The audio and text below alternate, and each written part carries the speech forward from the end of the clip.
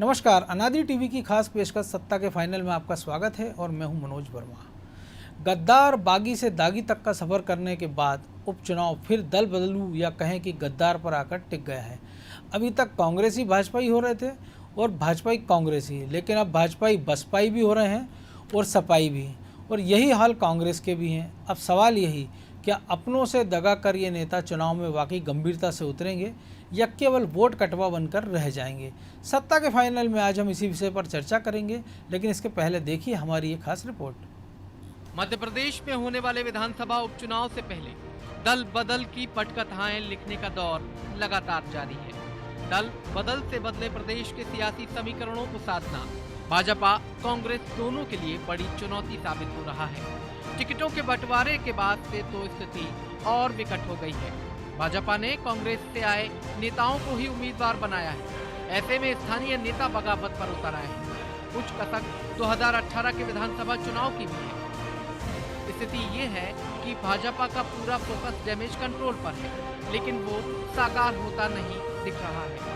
Party ने हर seat पर बागियों को मनाने के लिए नेताओं की तैनाती की है, लेकिन सभी तैयारियां बौनी साबित हो रही हैं। बीजेपी के कई नेता कांग्रेस का दामन थामकर टिकट पा चुके हैं, तो कई नेता अपने सियासी भविष्य की चिंता में तीसरे दल का सहारा ले रहे हैं। अभी हाल ही में उपचुनाव से पहले बीजेपी को बड़ा झटका लगा है।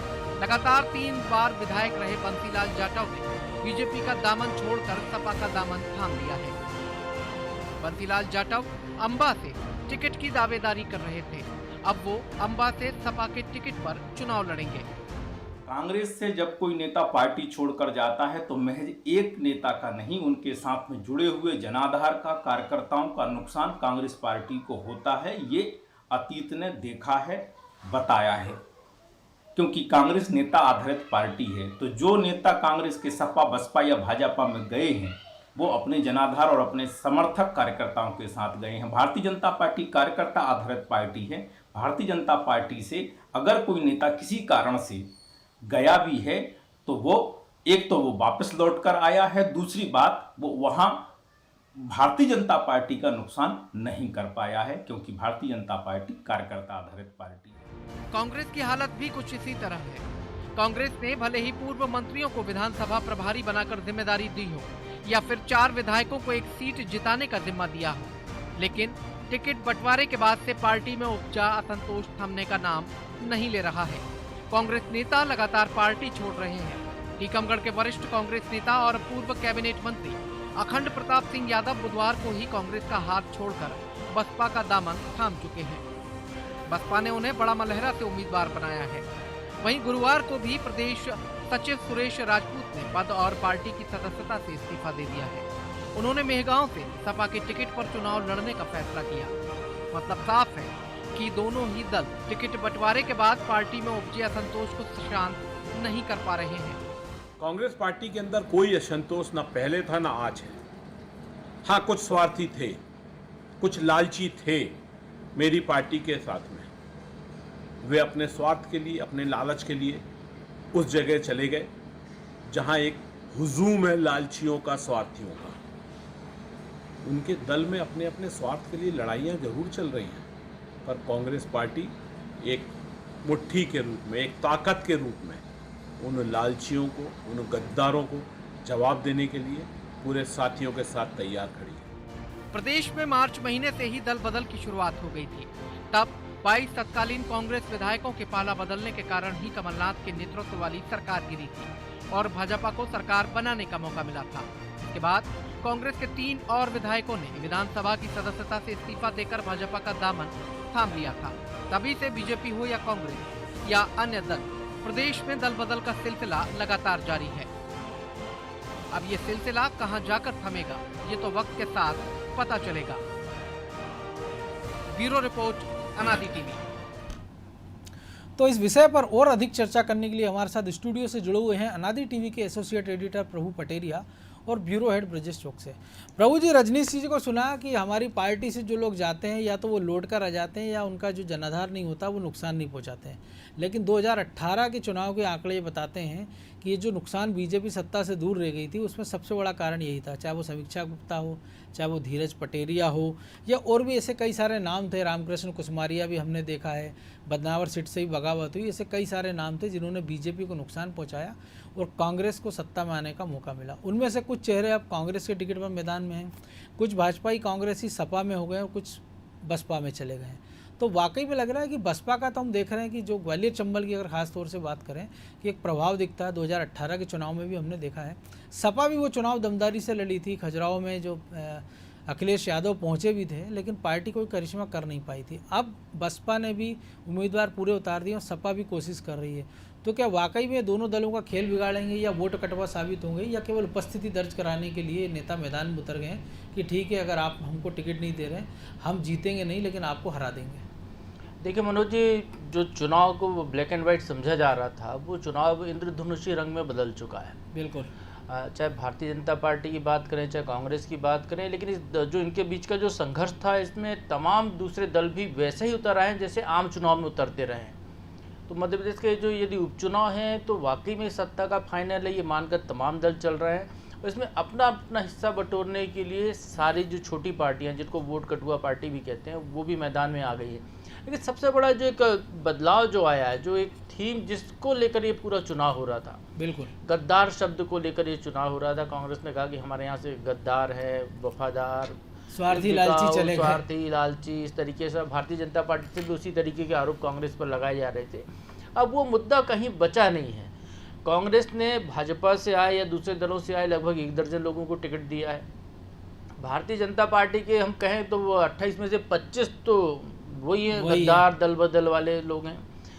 बहुजन समाज पार्टी भी लगभग उसी ढर्रे पर चलने के लिए, और समाजवादी पार्टी ने तो बाकायदा एक विज्ञापन जारी करके ये मध्य प्रदेश के उपचुनाव के लिए प्रत्याशियों से बायोडाटा मंगाया था कि जो सोशल चुनाव मीडिया लड़ने पे के भी इच्छुक तमाम है जगह तो वो जो है एक अपना रिज्यूम भेज दें और पार्टी उनको टिकट देगी।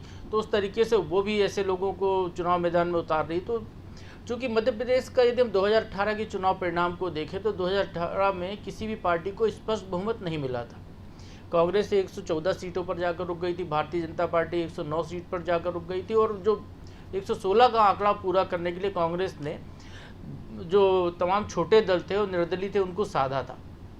तो जिस तरीके से आज इमरती देवी एक आरोप लगा रही हैं जो बड़ा चर्चा में है कि 5-5 लाख रुपया सभी विधायकों को दिया गया था जो कांग्रेस को समर्थन दे रहे थे, तो टिकाऊ बनाए रखने के लिए उस तरीके की जो मलाई जो बट रही होगी, तो वो मलाई आगे भी रहने की उम्मीद इसलिए है क्योंकि जिस तरीके से कांग्रेस दावा कर रही है कि 14-15 सीटें जीत जाएगी और बाकी दलों के साथ मिलकर सरकार बना सकती है, तो अब ये हर प्रत्याशी को या हर एक व्यक्ति को लग रहा है कि यदि वो चुनाव लड़ता है, चाहे किसी भी दल से लड़े, और जीतने की जरा भी संभावना है उसको, तो वो उस स्थिति को पहुंच सकता है जिस स्थिति में वो निर्दलीय थे या वो छोटे दलों के लोग थे, चाहे बसपा और सपा वालों को देख ले।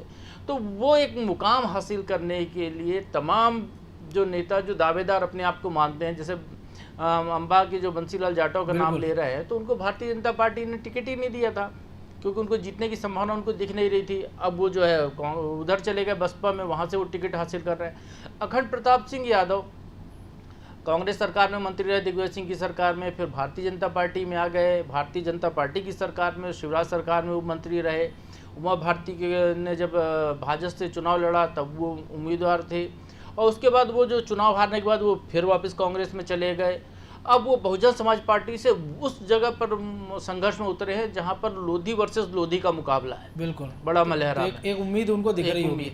और यदि हम बड़ा मलहरा के पुराने रिजल्ट को देखें तो वहां से यादव उम्मीदवार भी जीतते रहे हैं, यादव वोट बैंक भी अच्छी तादाद में है। तो उस यादव वोट बैंक को पकड़ने के लिए और बहुजन समाज पार्टी का जो परंपरागत वोट बैंक है यादव, वो हासिल करने के लिए वो वहां पर चले गए। तो एक मुकाबले को उन्होंने बड़ा रोचक बना दिया बड़ा मलहरा के।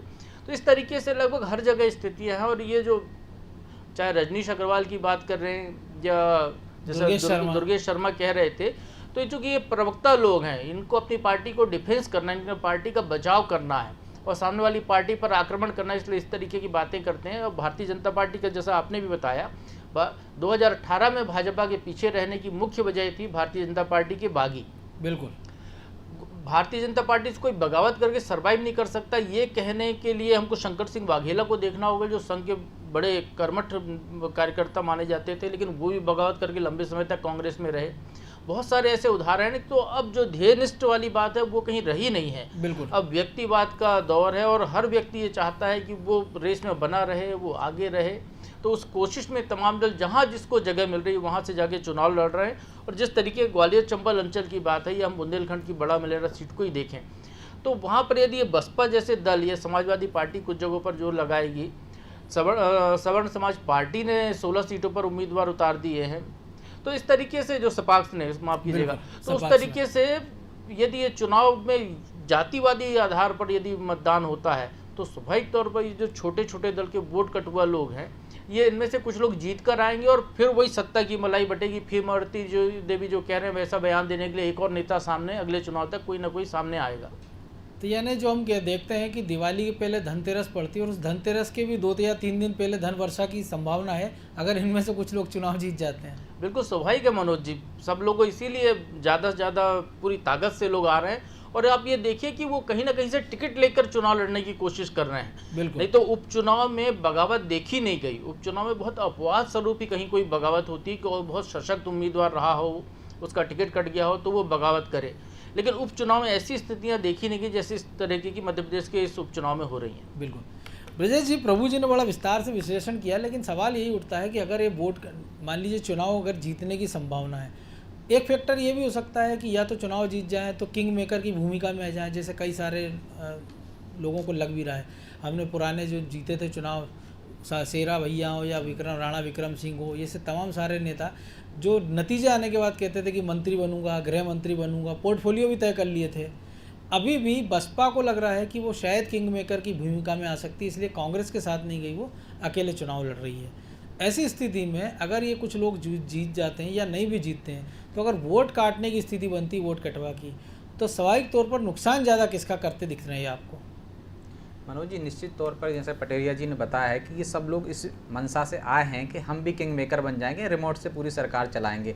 जैसे कि पिछली सरकार में हमने देखा है कि बसपा अलग ब्लैकमेल कर रही है, रामबाई को देख रहे हैं आप, शेरा अलग लगे हुए, सब अपना राग अलग रहे हैं, सब अपने सरकार को दबाव में रख रहे हैं। तो अभी भी ऐसी परिस्थिति है कि भाई यदि किसी सरकार को पूर्ण बहुमत नहीं मिलता या बहुमत से ज़्यादा नहीं मिलता, यदि ये तीसरे दल के रूप में यदि बसपा आ जाती है तो वो अपने रिमोट से चलाएगी या अपनी मनमर्जी से रहेगी, सरकार में भागीदारी बनना चाहेगी। तो बसपा का जो वोट बैंक है, बसपा ने इस बार पहली बार शायद इसलिए उपचुनाव में उतरी है, पहले कभी उतरती नहीं है, कि जो ग्वालियर चंबल क्षेत्र है बसपा का वोट बैंक भी है, जनाधार भी है, पहले जीतते भी आ रहे हैं वहाँ, इस कारण ये गए होंगे। तो इनके उतरने से जो बसपा का जो वोट बैंक है वो मूल रूप से पहले कांग्रेस का वोट बैंक रहा था, फिर जो बाकी जो 15 सालों में शिवराज सरकार रही है, भाजपा की सरकार रही, वो धीरे धीरे उसका कुछ वोट बैंक भाजपा की तरफ आया था। इस कारण ये सरकार में बने रहे। पिछली बार जो वोट बैंक देखा है हमने कि वो फिर खिसका था कांग्रेस के पास, और इस कारण वहाँ सर्वाधिक सीटें आई थीं, और जो कांग्रेस से लड़े थे अब वो भाजपा में हैं। यदि बसपा को मैदान में देखने से यदि अभी के हिसाब से देखा जाए तो कांग्रेस को ज़्यादा नुकसान होता दिख रहा है, क्योंकि वोट बैंक उसी का था। यदि वो बसपा में ही जाता वोट बैंक तो ये मुकाबला त्रिकोणीय होगा, इसमें से कोई भी निकल सकता है, बसपा भी निकल सकती है, कांग्रेस भी निकल सकती है और भाजपा भी निकल सकती है। यदि नुकसान की बात करें तो कांग्रेस को नुकसान होता हुआ ज़्यादा दिख रहा है। प्रभु जी, नुकसान कांग्रेस को होता है दिख रहा है, ये हालांकि ये क्योंकि अब कांग्रेस जो उम्मीदें कर रही है, लेकिन बीजेपी को चूँकि 9 ही सीट चाहिए, तो ऐसी स्थिति में इतनी, अगर एक जो उपचुनाव के पिछले ट्रेंड्स बताते हैं तो वो तो यही बताते हैं, और हालिया हम कर्नाटक का भी देखें कि 17 में से 16 सीटें बाकी जो बीजेपी में शामिल हुए तो उन्होंने जीत ली थी। लेकिन इन सब के बावजूद आपको लग रहा है कि ये जो चुनावी पॉलिटिक्स अभी हम देख रहे हैं बसपा सपा की, कि ये रेपो हमको आने वाले चुनाव में भी देखने को मिलता है, कि हालांकि ये हो सकता है कि इनमें से कोई वापस अपने मूल दलों में वापस चले जाएं हारने के बाद, हो सकता है कुछ जीत जाए तो जो जीती हुई पार्टी वो उसके साथ जाना पसंद करेंगे, चाहे वो बीजेपी हो चाहे वो कांग्रेस हो। हमने प्रदीप जायसवाल जैसे उदाहरण भी देखे हैं, हमने इमरती बाई को, रामदेवी को भी देखा और बाकी बात। तो ऐसी स्थिति में इन पार्टियों का कोई जनाधार बनते दिख रहा है आपको? क्योंकि लगातार बसपा और सपा के बारे में भी देखते रहते कि उत्तर प्रदेश में इनमें से जिसकी सरकार रहती थी तो चुनावों में उस पार्टी का असर इस इलाके में ज़्यादा देखने को मिलता था जहाँ ये चुनाव हो रहे थे। लेकिन अब तो वहाँ पर बीजेपी की सरकार है और 2022 में चुनाव होना है, तो ऐसे में कुछ मजबूत आधार बनता दिख रहा है आपको बसपा या सपा का? देखिए मनोज जी, ये जो दल हैं ये मौका परस्त दल हैं मध्य प्रदेश के संदर्भ में यदि हम बात करें। जी बिल्कुल। चाहे बहुजन समाज पार्टी हो चाहे समाजवादी पार्टी हो। समाजवादी पार्टी का तो जैसे हमने बताया कि वो जो है उन्होंने विज्ञापन बाकायदा सोशल मीडिया पर निकाल कर बायोडाटा मंगवाए हैं लोगों की। बहुजन समाज पार्टी के पर पहले भी आरोप लगते रहे टिकट को बेचने के आरोप उन पर उनकी पार्टी के लोग लगाते रहे हैं। और बहुजन समाज पार्टी का जो मूल चरित्र है वो सवर्ण विरोधी है। वो ब्राह्मण बनिया ठाकुर के विरोध में एक पार्टी बनाई थी कांसीराम ने। वो पार्टी थी कि जो है अपर क्लास जो है वो उनका शोषण करता है, उसके खिलाफ उनको लड़ाई लड़नी है, एकजुट नारा भी दिया था उन्होंने दिया। तो वो इस तरीके से उन्होंने एक अपना पूरा एक आधार वोट बैंक तैयार किया था। लेकिन जब बसपा को लगा कि वो अकेले उसके दम पर वो सत्ता में नहीं आ सकती है, तो उन्होंने फिर ब्राह्मणों को भी टिकट देना शुरू किया, ठाकुरों को भी टिकट देना शुरू किया। और अभी तो मध्य प्रदेश में देखिए कि उनका कोई कैडर का कोई आदमी चुनाव लड़ने नहीं जा रहा है। बिल्कुल बड़ी बात यही है। वो सब जो है इधर उधर से आयातित लोग हैं, जिसको जो जैसे भी संपर्क में उनके आया हो, वो यदि वो चुनाव लड़ने की इच्छुक है तो बसपा ने उसको टिकट दे दिया और वो चुनाव मैदान पे है। तो यहाँ पर जो व्यक्ति चुनाव लड़ रहा है उसकी अपनी जो ताकत है, चाहे वो आर्थिक तौर पर उसकी संसाधन हो, चाहे उसके जो ज़मीनी काम हो, या उसके जो नेटवर्किंग हो, जो भी चीज़ें उसकी हैं वो यहाँ पर उसके काम आएगी। तो इस तरीके से यदि वो उपचुनाव लड़ता है, यदि हार भी जाता है तो कम से कम एक वो अपना वोट बैंक की ताकत दिखा सकता है कि उसको कितने वोट मिले। तो उसके आधार पर वो अगले चुनाव के लिए किसी दूसरी पार्टी से टिकट की बार्गेनिंग कर सकता है, वहाँ पर जा सकता है। तो ये उसका ये भी फायदा यहाँ पर दिखाई देता है। लेकिन जैसा कि दिखाई दे रहा पूरा सिनेरियो अभी, क्योंकि त्रिकोणीय संघर्ष बहुत सारी जगहों पर हो रहा है, तो भले इसमें बसपा की सभी जगह चुनाव मैदान में लड़ने से कांग्रेस को सीधे नुकसान होता हुआ दिखाई देता है वोट बैंक की पॉलिटिक्स को यदि देखें तो। लेकिन यदि भारतीय जनता पार्टी से यदि कहीं कोई नाराजगी है, चूँकि 22 के 22 उम्मीदवार या जो 25 उम्मीदवार हैं, वो तमाम वो उम्मीदवार हैं जो पिछले चुनाव कांग्रेस से लड़कर आए थे, जो अभी जनप्रतिनिधि थे वहाँ। यदि उनको लेकर कोई इनकम्बेंसी है वहाँ पर, एंटी इनकम्बेंसी का माहौल है वहाँ पर, तो उसका नुकसान भारतीय जनता पार्टी को हो सकता है। वैसी स्थिति में फायदा या तो कांग्रेस को मिलेगा, या वो जो छोटे दलों से चुनाव लड़ रहे हैं हो सकता है वो चुनाव जीत जाएं। क्योंकि ये मध्य प्रदेश वो धरती है जहाँ से सुहागपुर के एक उपचुनाव में यहाँ की जनता ने एक किन्नर को विधायक बनाकर विधानसभा में भेज दिया था। कई जगह महापौर उनने किन्नर बना के भेजे। क्यों? क्योंकि उनको राजनीतिक दलों से नाराजगी थी। तखतमल जैन जैसे सिटिंग सीएम को भी हरा चुकी विदिशा की जनता। जी बिल्कुल। तो ये तमाम परिस्थितियां हैं जिसका असर यहाँ पर पड़ सकता है। ब्रजेश जी, असर पड़ेगा, लेकिन जो प्रभु जी ने भी कहा कि जब जनता की जो नाराजगी है, तो ऐसे कई सारे फैक्टर है। जैसा एक और चीज़ प्रभु जी ने बताई है दर्शकों को कि एक वोट बैंक की ताकत हो सकती है। जैसे हमने के अग्रवाल के मामले में देखा कि वो निर्दलीय लड़े, बीजेपी ने जब टिकट नहीं दिया तो 25,000 30,000 के आसपास वो वोट ले गए थे। नतीजा ये हुआ कि बीजेपी की हार हुई। बाद में सिंधिया ने उनको कांग्रेस में शामिल कराया, सिंधिया भाजपा में आ गए और वो कांग्रेस के टिकट पर चुनाव मैदान में लड़ रहे हैं। महेंद्र बोध को अगर हम देखें कि एक मजबूत उम्मीदवार थे, टिकट की मांग कर रहे थे, पार्टी ने टिकट नहीं दिया, दिग्विजय सिंह के समय भी वो रहे हैं। तो ये जो कोर वोट बैंक है, और कांग्रेस में जैसा रजनीश अग्रवाल कह रहे हो, कई सारे मामलों में उन्होंने देखा कि नेता का अपना एक वोट बैंक होता है जो उसके साथ शिफ्ट हो जाता है कांग्रेस में, और बसपा का एक कोर वोट बैंक होता है जो बसपा के उम्मीदवारों के साथ जाता है। तो ऐसी स्थिति में कल को क्या सीन बनता दिखेगा? अगर मान लीजिए ताकत दिखा भी देते हैं, चुनाव हार भी जाते हैं, तो वापसी के रास्ते कितने मजबूत रहेंगे? और दूसरे जो लोग दूसरे दलों से आए हैं तो उनके बारे में भी तय नहीं है कि 23 में अगर वो चुनाव हारते या जीतते हैं तो बीजेपी की उम्मीदवारी वो टिकट रहेंगे। बिल्कुल मनोज जी, जैसे कि पटेरिया जी ने बताया है कि जो दल जो वोट बैंक है, जैसे बसपा का वोट बैंक, यदि आपने के अग्रवाल की बात की है, के अग्रवाल को जो वोट मिले हैं वो जाहिर है कि वो भाजपा के नाराज वाले वोट होंगे जो 25,000 वो ले गए हैं। इसी कारण से कांग्रेस ने उन पर हाथ रखा। अब लेकिन आप ये देखिए, वो कांग्रेस में हैं तो कांग्रेस के साथ जो आए हैं, जो नेता आए हैं या चुनाव लड़ रहे हैं, तो उनका भी तो वोट बैंक यहाँ आया होगा उनके साथ। नेताओं का जो काम करते हैं क्षेत्र में, तो जाहिर है उनके वोट बैंक के संबंध रहते हैं। वर्षों से यदि वो सेवा कर रहे हैं जनमानस, व्यक्तिगत एक संबंध बन जाता है, उस आधार पर वोटर भी आ जाते हैं। लेकिन जो विचारधारा वाले जो वोटर रहते हैं, एक फिक्स रहते हैं, जो भाजपा के हों चाहे कांग्रेस के हों, जो वहीं पर रहेंगे। तो इसके आधार पर, व्यक्तिगत आधार पर, जातिगत समीकरण जो रहते हैं क्षेत्र में, वो भी बहुत कुछ असर डालते हैं। जैसे कि भिंड मुरैना में हम देखते हैं कि जातिगत समीकरण के आधार पर ही जो रणनीति बनाते हैं, जैसे बसपा ने रणनीति बनाई है और बाकी दलों ने रणनीति बनाई, और निर्दलीय उम्मीदवार भी ये सोच के जाते हैं कि जातिगत समीकरण, दो जातियों के लोग लड़ रहे हैं या एक ही जाति के दो लोग लड़ रहे हैं, तो मेरी जाति के लोग मेरे को सपोर्ट करेंगे, और अदर जो वोट बैंक है पार्टी का वो मुझे मिल जाएगा तो मैं निकल जाऊंगा। इस ऐसे ही गणितों के आधार पर वो मैदान में जाते हैं, और जाहिर है निश्चित तौर पर उनको फ़ायदा भी मिलता है। कई बार निर्दलीय उम्मीदवार जीत जाते हैं दो लोगों की लड़ाई में। भाजपा में जैसे भाजपा में बताया कि पटेरिया जी ने कि नाराज तो रहता ही है आदमी, मतलब ये 22 के 25 दूसरे दल से आ गए हैं, तो जो कर्मठ कार्यकर्ता अभी तक दरियां उठाता रहा होगा वहाँ, उसको उम्मीद होगी कि हमें वोट में टिकट मिलेगा, हम भी चुनाव लड़ेंगे, तो वो जो उम्मीद तो टूट गई उसकी उम्मीद टूट गई है। सही है मनोज जी, तो वो नाराजगी के कारण पहले जब नोटा जैसा वो लगता था, नोटा पे जो वोट बैंक जाता नाराज का ही जाता है, तो अब आदमी लगेगा यदि मतदाता को या उसके कार्यकर्ताओं को कि हम इसको जिताएंगे। पुराना हमारे KL अग्रवाल हमारे समर्थक थे या उनसे नज़दीकियाँ थी कि सबक सिखाने के लिए दोनों दलों को या तीसरे को चुन लेंगे वो नोटा की जगह, तो इस तरह के परिणाम देखने को मिल सकते हैं उपचुनाव में। इसमें प्रभु जी, नोटा की बात ही हमने पिछले चुनाव में देखा था कि कई बार वो डिसाइडिंग फैक्टर हुआ था, और इस चुनाव का एक फैक्टर ये भी है क्योंकि इसलिए ये तीसरे जो चौथे 3-4 दल खड़े हैं कि 13 सीटें ऐसी थी जिसमें से बीजेपी के जो उम्मीदवार थे वो 57,000 से लेकर 20,000 तक हारे थे, वो सारे अब बीजेपी से कांग्रेस में आ गए। सबसे ज़्यादा वोटों से इमरती देवी जीती थी, और जो सबसे कम वोटों से जीते थे सुभाष राय से हरदीप सिंह डंग, वो भी भाजपा की नाव में समा रहे। ऐसे 7 उम्मीदवार थे जो कि 5,000, 3,000, 2,000, 1,500 ऐसे वोटों से जीते थे। तो ये भी एक बड़ी चुनौती होंगी क्योंकि यहाँ अगर थोड़ा सा भी कोर वोट बैंक शिफ्ट होता है किसी भी दल का, तो वो किसी तीसरे दल को फ़ायदा पहुंचा सकता है, तो जाहिर तौर पे बीजेपी का बड़ा नुकसान इन सीटों पर हो सकता है।